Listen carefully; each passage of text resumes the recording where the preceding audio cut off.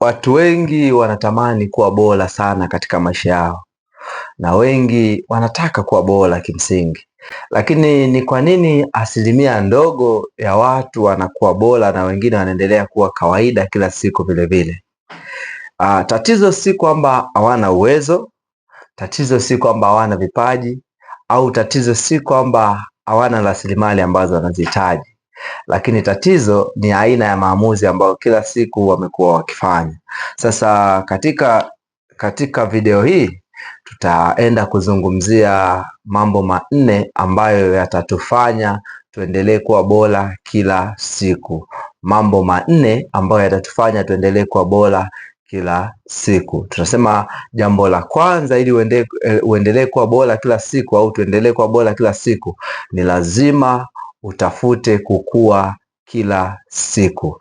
Tunasema kadri unapoendelea kutafuta maarifa, manake ni kwamba unafanya akili yako inakuwa katika kufikiri, na maarifa yanapoongezeka, manake hata hekima ya kuleta utatuzi wa mambo katika jamii inakuwa ni kubwa. Wataalamu wanasema mtu anaacha kuwa bora pindi tu pale ambapo anaacha kujifunza. Manake ukijifunza unaendelea kwa vile vile kila siku.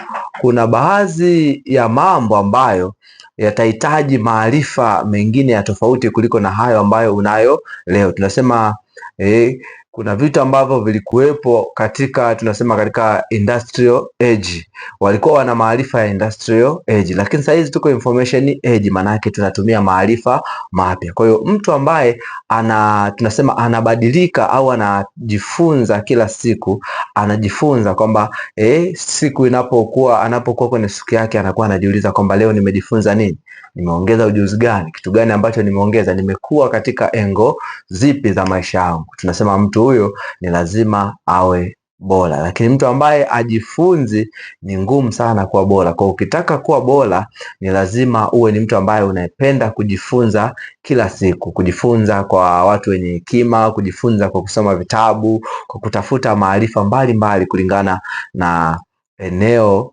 ambalo unataka kuwa bora.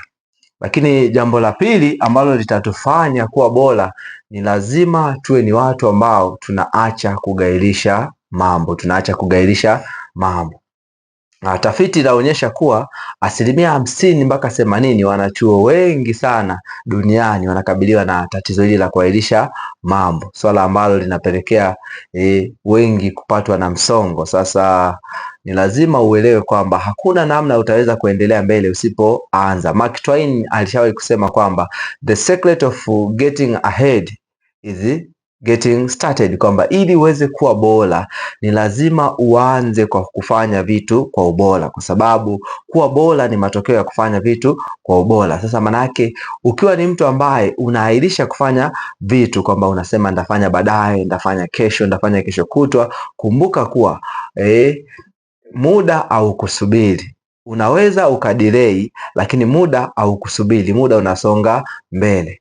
Unaweza ukajikuta lile kusudi au malengo ya maisha yako yakashindwa kufanikiwa. Kwa nini? Kwa sababu umekuwa ukiahirisha, na kadri unavyokuwa unaahirisha, maana let's say kwamba unataka kuja kuwa mfanyabiashara mkubwa, lakini kila siku unagairisha, unasubiria ukamilifu, kwamba unasubiria upate mtaji wa milioni 100 ndio uanze kufanya biashara. Unasubiria kwamba labda wewe tuseme unataka kuwa tuseme graphic designer, unasubiria mpaka upate kompyuta milioni 3 ndio uanze kufanya shughuli za graphics. Unasubiria mpaka upate kamera ya milioni 8 sijui ndio uanze kufanya. Na ni kumbe unaweza ukaanza na kitu ambacho unacho, ukaanzia na hatua hiyo hiyo. Sasa kadri siku zinavyoenda unajikuta unakuwa bora, na unavozidi kuwa bora, manake automatically fursa zitaanza kukufuata. Lakini tunasema jambo la tatu ambalo litakusaidia kuwa bora kila siku, tunasema ni lazima uishi kwa malengo, au uishi na maisha yenye malengo. Tunasema pasipo kuwa na maono, watu wengi wanakuwa wa kawaida. Tunasema without vision people become average, kwa maana ya kwamba usipokuwa na maono, manake hautaweza kuwa bora katika maisha yako. Kwa nini? Kwa sababu hauna kitu ambacho kinakuongoza. kufanya mambo. Manake mtu mwenye malengo ni tuseme kwamba labda na lengo la kuwa labda mtu fulani kiongozi mkubwa. Kwa hiyo kama nina malengo hayo, manake malengo haya yatanitengenezea nidhamu. Kuna baadhi ya mambo nitakuwa sifanyi, kuna baadhi ya vitu nitakuwa sifanyi, na ndaanza kujifunza aina fulani ya maarifa. Kwa nini? Kwa sababu nina lengo ambalo linaniongoza kufikia eneo fulani. Kwa sababu nina lengo, hilo lengo linanifanya naendelea kuwa bora kila inapoitwa leo, na kuwa bora, natafuta kuwa bora ili niweze kutoa kitu cha tofauti na watu wengine. Ni kweli kwamba kila kitu ambacho tunakifanya au kila kitu ambacho tunakifikiria kukifanya katika maisha yetu ni kwamba kipo. Sasa ni sawasawa, tunasema waandishi wa habari, mnaweza mkawa mko na habari moja, kwamba wote mmechukua habari moja ya kwamba maybe Rais wa Jamhuri ya Muungano wa Tanzania amefanya ziara katika mkoa labda wa Tabora. Sasa ili watu waweze kuifuatilia habari yako, ni lazima uonyeshe kwamba yani uwe na kichwa cha habari cha tofauti. Sasa manake malengo ulionayo yanakufanya utafute kuwa wa tofauti, ili ufanye tofauti na watu wengine. Hata kama unafanya biashara sawa kwenye eneo moja au eneo fulani au mtaa unaokaa, lakini kwa sababu una lengo lako linakuonesha miaka fulani baadaye utakuwa katika eneo gani, utatafuta namna ya kufanya ile biashara kwa tofauti. Kwa malengo yanakuwa yanakupa mwelekeo wa kutafuta kuendelea kuwa bora kila siku. Lakini jambo la nne ambalo litatusaidia kuwa bora zaidi kila siku, manake ni kwamba ni lazima utafute kuongeza thamani, sio fedha. Watu wengi sana wanajikita kutafuta fedha, wanahisi kwamba fedha ndo nini, ndo kitu ambacho wanafaa kujikita kutafuta hicho, lakini wasitambue kwamba fedha ni matokeo ya kutoa thamani fulani katika jamii. Yaani fedha ni matokeo. Watu wengi ambao wanaweza kutoa thamani katika jamii, tunasema au watu, manake wanaweza kuingiza fedha au wakaweza kuvutia fursa za fedha kwa wingi. Manake tunasema Warren Buffett alishawahi kusema kwamba the more you learn, the more you earn. Kwa kadri thamani yako inavyoongezeka, tuseme kwamba tunatafuta mtu mtaalamu, fundi umeme mtaalamu, ni lazima tutatafuta mtu mwenye maarifa ya umeme ambaye anaweza akatufanyia kazi ya kufanya wiring, na tukasema yes. Lakini kama hauna maarifa ya umeme au hauna thamani katika eneo hilo la umeme, maanake ni kwamba hatutaweza kukutafuta au hatutaweza kukupa fursa fulani. Tunatafuta mtu ambaye anafanya biashara ya aina fulani. Ili tuweze kukutafuta, ni lazima wewe unafanya hiyo biashara. Sasa watu wengi wanatafuta fedha baada ya kutafuta nini? Thamani. Ndio maana watu wanakuwa wanachanganyikiwa kwamba mimi sina fedha, mimi sina fedha, mimi sina fursa. Kuna mtaalamu alisema the more you make yourself, the more opportunity and the success will come for you.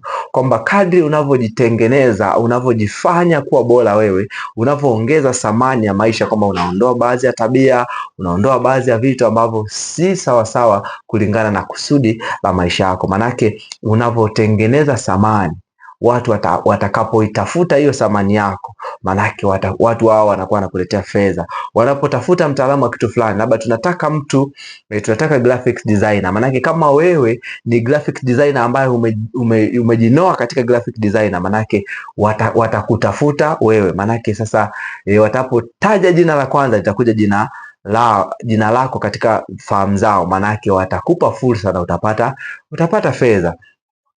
Wanataka labda mshauri, mtu ambaye anaweza akashauri mambo ya afya. Manake kama hauna ufahamu juu ya elimu ya afya, manake hauwezi ukapata hiyo fursa. Manake unapoongeza thamani yako, ndipo demand yako inaongezeka. Manake thamani yako inapopungua na demand yako inashuka.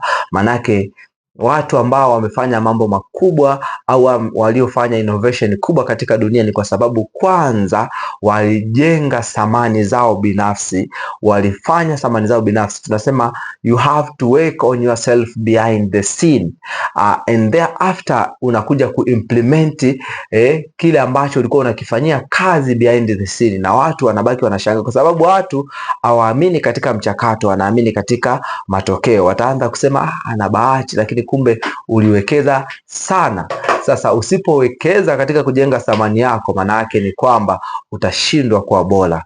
Maana yake ili uwe bora ni lazima utafute kuongeza thamani yako. Sasa unaweza kujiuliza swali rahisi, je, unapenda kujifunza? Je, wewe huwa unapenda kugairisha mambo au huwa unajikita kutafuta fedha? Na nipende tu kukwambia kuna watu kwa sababu ya fedha walipoteza thamani zao. Wapo mabinti ambao kwa sababu ya fedha wamepoteza thamani ya maisha yao. Kwa nini? Kwa sababu wenyewe wanahisi kwamba fedha zinatafutwa kwa njia fulani, kumbe fedha unatakiwa uivutie ili fursa za fedha zikufuate. Sasa unaweza kuelewa kwamba maisha yanataka watu walio bora, sio bora leo, bora kila siku, kwa sababu mambo saizi technology advancement inaenda kwa kasi sana. Kwa hiyo ukiwa ni mtu ambaye hautaki kubadilika na kuwa bora kila siku, maana yake utajikuta wenzio wameshaenda kwenye level zingine za kufanya vitu kwa ubora na wewe huko vile vile kila siku. Kwa hiyo ni vema ukatafuta na kujifunza kuwa bora ili kuhakikisha kwamba maisha kuhakikisha kwamba future yako inaenda kwa uzuri. Lakini future yako itaenda kwa uzuri endapo tu utatafuta kuwa bora leo. Sasa kama umejifunza kitu, unaweza kutuandikia comment yako hapo chini, lakini pia tuone umejifunza kwa namna gani, ili tuweze kuendelea kujifunza, pia kuendelea kujuzana maarifa. Lakini pia usisahau kusubscribe, kucomment, kulike na kushare ili watu wengine pia waendelee kupata maarifa kama haya.